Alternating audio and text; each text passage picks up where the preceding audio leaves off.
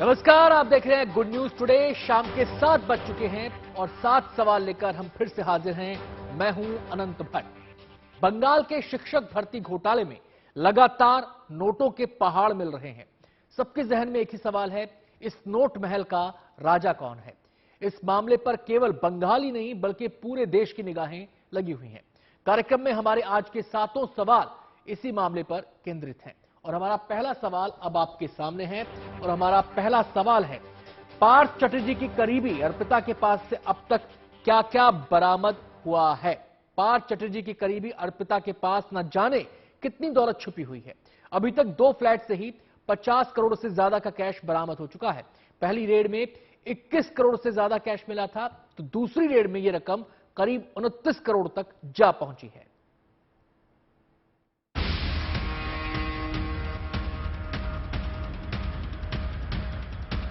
ये तस्वीरें पश्चिम बंगाल के उत्तर 24 परगना जिले की है, जहां के बेलघरिया इलाके में नोटों से भरे इन बक्सों को कंटेनर ट्रक में चढ़ाने में तो महज 10 मिनट का वक्त लगा, लेकिन ईडी के अधिकारियों को इन नोटों को गिनने में करीब 10 घंटे लग गए।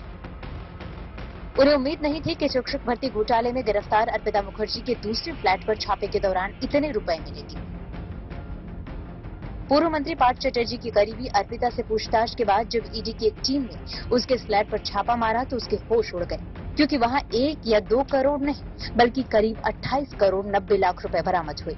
चौंकाने वाली बात यह है कि अर्पिता ने ये पैसा अपने फ्लैट के टॉयलेट में छिपा रखा था।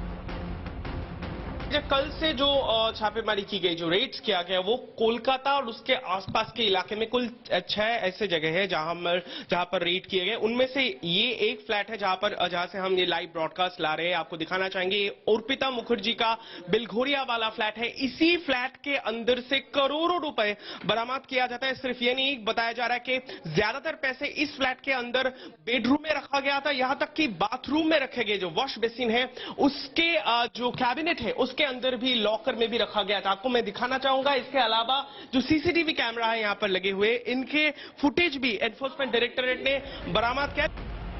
अर्पिता के फ्लैट में इतनी रकम थी कि ईडी के अधिकारियों को नोट गिनने वाली मशीनें मंगवानी पड़ी, क्योंकि कुछ ही मिनटों की जांच पड़ताल के बाद सामने 500 और 2000 के नोटों के बंडल का अंबार था। मशीनों के जरिए इन नोटों के गिनने का काम शुरू हुआ तो अधिकारियों की नजर अलमारियों में पड़े सोने के गहनों पर भी पड़ी। उन्होंने उनको भी तौलना शुरू किया तो उनकी मात्रा 5 किलो तक पहुंच गई, जिनमें सोने के बिस्किट से लेकर भारी भरकम कंगन और ब्रेसलेट भी शामिल थी। अर्पिता के फ्लैट से भी अकूत धन दौलत मिलने के बाद ईडी के अधिकारियों ने उसे भी सील कर दी। इसके लिए बाकायदा एक नोटिस भी चस्पा किया गया। करीब 10 घंटे वक्त लगे और करोड़ों रुपए बरामद किया गया। अर्पिता मुखर्जी जो पार्थ चटर्जी के करीबी है, उनके जो बेलघोरिया वाला फ्लैट है वहां से हम आपको दिखाना चाहेंगे। ये 8A ये फ्लैट है जो बेलघोरिया में स्थित एक हाउसिंग सोसाइटी है। वहां के जो ये फ्लैट है, यहाँ पर एनफोर्समेंट डायरेक्टोरेट के ऑफिशियल्स का छापा पड़ा। उसके बाद करीब 10 घंटे तक 5 मनी काउंटिंग मशीन के जरिए गिनती की गई। तो उसके बाद इतने भारी पैसे उनके हाथ लगा है। जिस फ्लैट से करीब 29 करोड़ रुपए और 5 किलो सोना मिला, उसके पड़ोस में रहने वाले लोगों ने कभी अर्पिता मुखर्जी को वहां आते जाते नहीं देखा है। बेलघोरिया के अर्पिता मुखर्जी का जो फ्लैट है, बस बिल्कुल उस फ्लैट के बगल में जो पड़ोसी रहते थे, हम उनसे बात करने की कोशिश करेंगे, क्योंकि ये बहुत से सवाल उठ रहे हैं कि क्या ये फ्लैट अर्पिता मुखर्जी इस्तेमाल करते थे। जो उनके पड़ोसी हैं उनसे बात करने की कोशिश करें। मैडम, ये जो फ्लैट जिससे करोड़ों रुपए इस तरीके से आता है, आपको क्या कुछ मालूम था या फिर कभी किसी को देखा? कौन आता था, कौन रहता था? नहीं, मुझे तो ये भी नहीं पता था कि ये अर्पिता का फ्लैट है। मैं इसके बारे में कुछ नहीं जानती हूँ और इसके अंदर क्या है ये तो मैं कैसे बता सकती हूँ। इतने सारे फ्लैट्स बंद है, किसमें क्या है, किसका फ्लैट है, सबका तो पता करना पॉसिबल नहीं। हाँ, ये ऑपोजिट में था, ये बस पता है कि किसी का फ्लैट है, लेकिन वो कभी आई नहीं है। पिछले 5 दिनों के अंतराल में अर्पिता के 2 फ्लैट से अब तक 50 करोड़ 36 लाख की भारी भरकम रकम बरामद की गई है, जिसमें बेलघरिया वाले फ्लैट से करीब 28 करोड़ 90 लाख रुपए बरामद हुए। इसके अलावा ईडी के अधिकारियों के हाथ 4 करोड़ 31 लाख रुपए मूल्य का 5 किलो सोना भी लगा। जबकि 23 जुलाई को की गई छापेमारी के दौरान अर्पिता के कोलकाता वाले फ्लैट से 21 करोड़ जब्त किए गए थे। इसके साथ ईडी अधिकारियों ने 76 लाख रुपए के सोने के जेवरात की बरामदगी भी की थी। अब तक अर्पिता के दोनों घरों पर 44 घंटे की रेड हुई है, जिसमें 50 करोड़ से ज्यादा कैश और बड़ी मात्रा में सोना रिकवर किया जा चुका है। जिसके बाद ईडी ने अर्पिता के बेलघरिया टाउन क्लब वाले इस फ्लैट को सील कर दिया है, ताकि शिक्षक भर्ती घोटाले में मिले सुराग से कोई छेड़छाड़ न कर सके। उत्तर 24 परगना से सूर्याग्नि राय, कोलकाता से ऋतिक मंडल के साथ bureau report, good news today. Arpita के फ्लैट्स पर हुई रेड से इतना कैश और सोना मिला कि उसकी गिनती में ही 10 घंटे लग गए। नोटों को काउंट करने के लिए कई मशीनें लगानी पड़ी। हमारा दूसरा सवाल अब आपके सामने आ रहा है और हमारा सवाल है, अर्पिता के घर से मिला कैश और सोना आखिर है किसका? अर्पिता के फ्लैट्स पर पड़े छापों में 55 करोड़ से ज्यादा की बरामदगी हो चुकी है। इस जब्ती में कैश भी है और सोना भी है। माना जा रहा है कि यह तो बस शुरुआत है, आने वाले दिनों में यह आंकड़ा और बढ़ सकता है।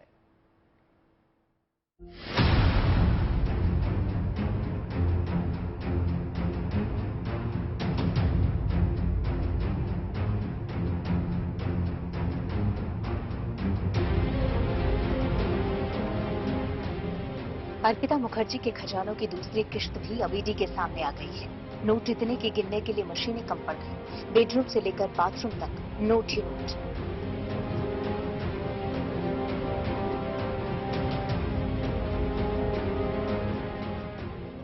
चार मशीनों से इसकी गिनती की गई। 20 बक्से नकदी से भरे गए। 10 घंटे नोटों की गिनती में लग गए। एक ट्रक में पूरी दौलत भर कर ले जाना पड़ा। यानी अब तक करीब 56 करोड़ की रिकवरी हो चुकी है।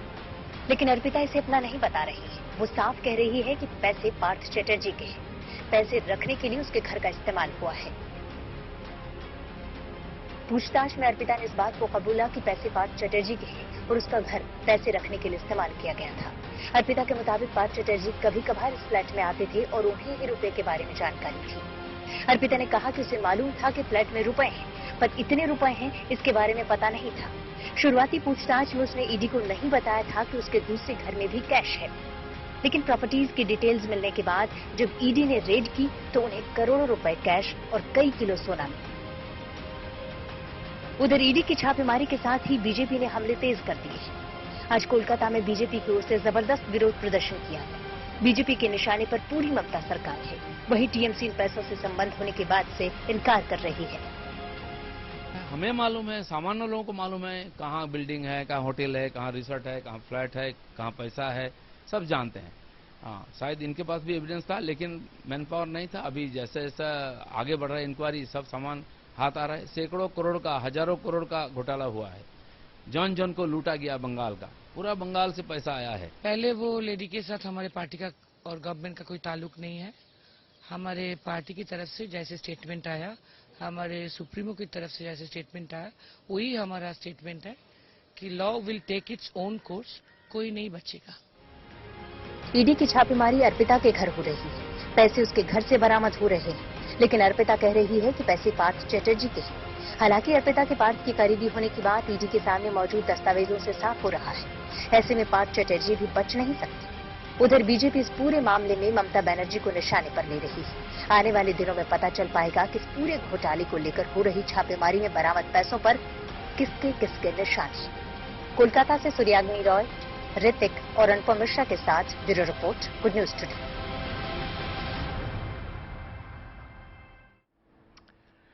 शिक्षक भर्ती घोटाले में जांच जैसे जैसे आगे बढ़ रही है, न केवल नई नई परतें खुल रही हैं, बल्कि नए नए ठिकानों का भी पता चल रहा है।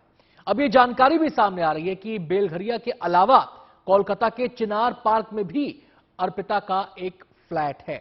हमारा तीसरा सवाल अब आपके सामने है और हमारा सवाल है, क्या इनके पास और भी संपत्ति हो सकती है जिसका पता लगना बाकी है? इस बारे में विस्तार से बता रहे हैं हमारे संवाददाता। एनफोर्समेंट डायरेक्टरेट की माने तो उनका कहना है कि अर्पिता मुखर्जी के पास और भी कई सारे संपत्ति हो सकते हैं। फिलहाल जिसकी जांच चल रही है, सिर्फ कोलकाता और उसके आसपास के इलाके में कई ठिकाना, चाहे वो फ्लैट हो या फिर वो कई सारे ऑफिस हो, इसका जो ठिकाना है वो तो ईडी के हाथ लग गया है। लेकिन अब देखने वाली बात होती है, क्योंकि जैसे विरोधी इस सवाल को लगातार उछल रहा है, क्या ये सिर्फ इतने ही पैसे हैं? अगर करोड़ों रुपए के घोटाला है, और जहां तक अभी तक कहा जा रहा है कि शिक्षक भर्ती घोटाला करीब 120 करोड़ का है, तो अभी भी उसका ज्यादातर हिस्सा अभी पाना बाकी है। और इसी के सिरे खंगालते हुए अभी भी एनफोर्समेंट डायरेक्टरेट के ऑफिशियल्स वो अर्पिता मुखर्जी को और भी पूछताछ करना चाहता है, और उसके साथ साथ वो ठिकाना तक पहुंचने की कोशिश की जा रही है जो दूर दूर तक फैला हुआ है। सूत्रों के माने तो उनका ये कहना है कि कई सारे संपत्ति, चाहे वो फ्लैट हो या फिर घर हो, मकान हो या फिर बांग्लो हो या तो फिर खाली जमीन है, जो अर्पिता के नाम पे लिया गया था। और शिक्षक भर्ती घोटाले में ईडी के एक्शन में आने वाले कुछ दिनों के अंदर करोड़ों का कैश बरामद हो चुका है। जिस रफ्तार और मात्रा में कैश और सोना मिल रहा है, उससे ऐसा लगता है कि बरामदगी के नए कीर्तिमान बन सकते हैं। हमारा चौथा सवाल अब आपके सामने है। सवाल यह है कि यह रकम सिर्फ एक घोटाले की है या और भी राज अभी सामने आने बाकी हैं। आइए देखते हैं इस पर क्या कहना है एक्सपर्ट का। मतलब एनफोर्समेंट अभी जो छापा मारा और उससे जो जो इनपुट्स मिला है, उसके आधार पर अभी ये इन्वेस्टिगेशन जारी रहेगा। टीएमसी लीडरशिप जो है, टीएमसी के अंदर में जब हम लोगों से बात करते हैं तो वो कह रहे हैं कि इसमें कॉन्स्पिरेसी है। कहते हैं एनफोर्समेंट और सीबीआई और भाजपा मिलके कर रहे हैं, और ऑर्गेनाइजेशन नहीं है, पार्टी लीडरशिप नहीं है, इसीलिए कर रहे हैं। लेकिन जो विजुअल जो देखे हैं हम, जो मतलब जितना पैसा, इतना करोड़, 20 करोड़ नहीं, 40 करोड़ नहीं, 50 करोड़ तक पहुंच गया। अभी और एक मिनिस्टर, नाम है परेश अधिकारी, जो स्टेट मिनिस्टर है, उनके घर पे भी मतलब नोटिस किया गया है और उसके रेड करने का भी मतलब सोच चल रहा है, क्योंकि इंटरोगेशन हो गया है। और एजुकेशन सेक्रेटरी को भी सीबीआई और एनफोर्समेंट ने बुलाया था, और जो इंफॉर्मेशन मिला है कि पश्चिम बंगाल के सरकार के जो एजुकेशन सेक्रेटरी है मनीष जैन, वो खुद जाके, पार्थो चैटर्जी मिनिस्टर थे उस समय और एजुकेशन सेक्रेटरी थे मनीष जैन, वो पार्थो चैटर्जी के खिलाफ बोले हैं। अभी अर्पिता मुखर्जी ने भी बोले हैं कि पार्थो चैटर्जी के पास पैसा जाता था, शी वॉज द कस्टोडियन। और ये भी एक सोर्सेस कह रहे हैं कि she can be approver also. अगर गवर्नमेंट का अप्रूवर वो होते हैं और ज्यादा वो इंफॉर्मेशन एनफोर्समेंट के सामने देते हैं, तो ये सिलसिला अभी चलता रहेगा। शिक्षक भर्ती घोटाले की जारी जांच के बीच आज एक बड़ा घटनाक्रम भी हुआ, जिसके बड़े सियासी मायने भी हैं। ममता बनर्जी ने आखिरकार पार्थ चटर्जी को मंत्री पद से हटा दिया। कैबिनेट की बैठक के बाद यह फैसला लिया गया। केवल मंत्री पद से ही नहीं हटाया गया, बल्कि पार्टी के तमाम पदों से भी उन्हें हटा दिया गया है। हमारा पांचवां सवाल अब आपके सामने है, और हमारा सवाल है, ममता ने पार्थ को मंत्री पद से हटाने में देरी क्यों की?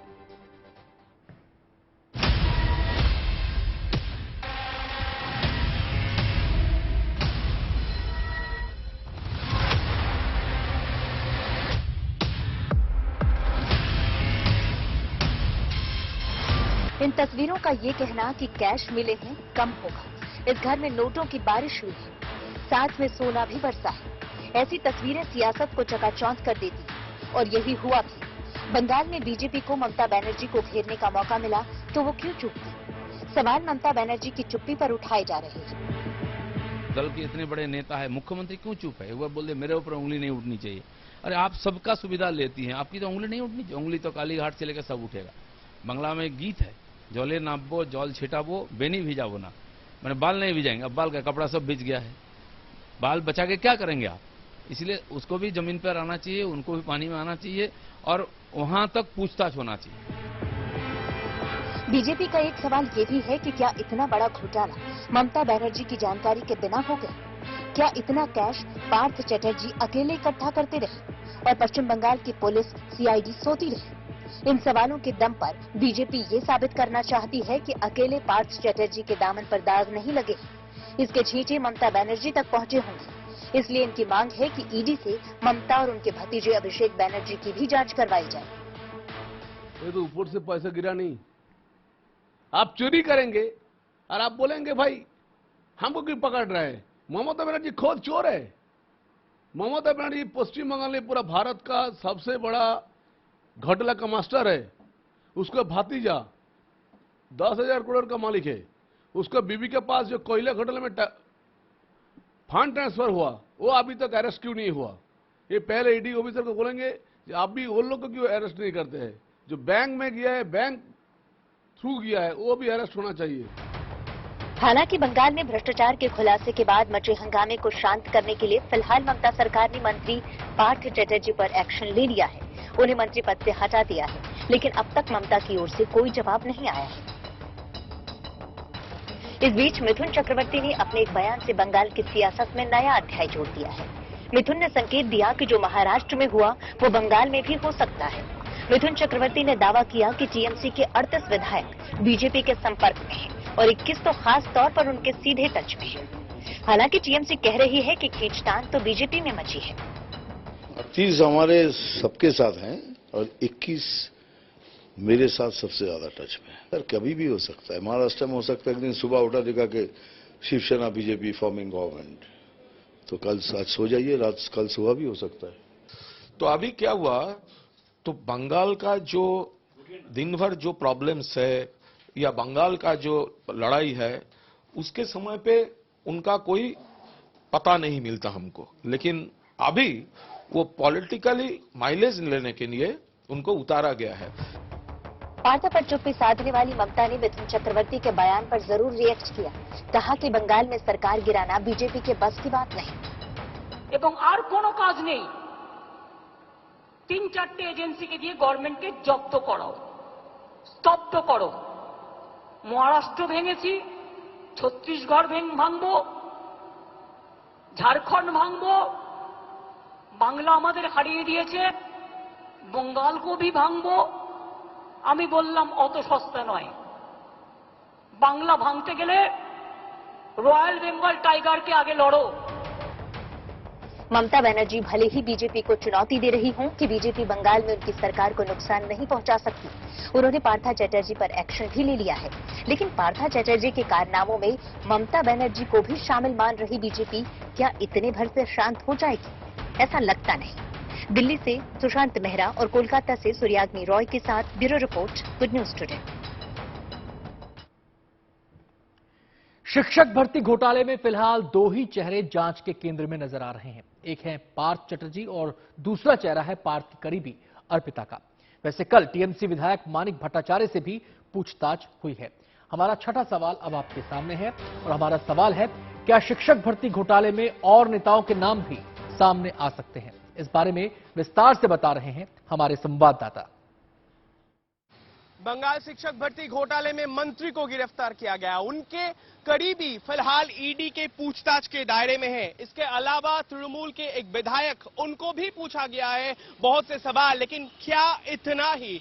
ईडी के सूत्रों के माने कि करोड़ों रुपए का घोटाला, जितना दूर अभी तक उनकी का जो कानूनी कागजात है उन्होंने कोर्ट में दाखिल किया है, उसके दौरान कहा जा रहा है कि कुल 120 करोड़ का ये घोटाला है। अब ईडी का कहना है कि सिर्फ ऐसा नहीं हो सकता कि सिर्फ पार्थ चटर्जी वो इस घोटाले के हिस्से है, अहम हिस्से है, जरूर अहम किरदार उन्होंने जरूर निभाए होंगे, लेकिन जैसे विरोधी भी लगातार ये सवाल को उछाल रहे हैं कि तृणमूल के और कई सारे नेता, ऐसे कई सारे टीचर्स रिक्रूटमेंट।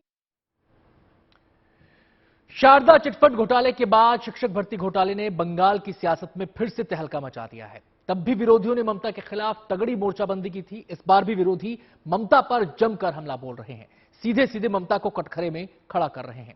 अब हमारा सातवां और आखिरी सवाल आपके सामने है और हमारा सवाल है, शिक्षक भर्ती घोटाले पर क्यों हो रही है सियासत? आइए देखते हैं कैसे इस मसले को लेकर पक्ष और विपक्ष के बीच जुबानी तीर छोड़े जा रहे हैं।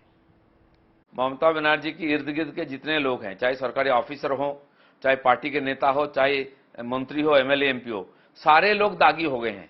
कभी ना कभी सीबीआई बुलाया, कहीं ना कहीं केस आया सामने, हाँ कहीं ना कहीं कोई सेटिंग वोटिंग होता था मुझे लगता है, तो इसलिए बच रहे थे। आज ये जो इतनी डॉक्यूमेंट्स मिली है, कागजात मिला है, मोबाइल फोन, डायरी और वो एसएससी ऑफिस में इतने सारे कंप्यूटर्स, इतने सारे डाटा है, कई प्रकार की लिस्ट एक ही एग्जाम का, ये सारा तथ्य का ऊपर अगर छानबीन सही में हो, समय पर हो जाए तो आधा पार्टी तो जेल में ही रहेगा। नहीं, एजेंसी का खबर छोड़िए, तथ्यों का है भी नहीं है, वो जांच हो। Party's position, we have distanced ourselves from Arpita and her money. कार्यक्रम में आज इतना ही।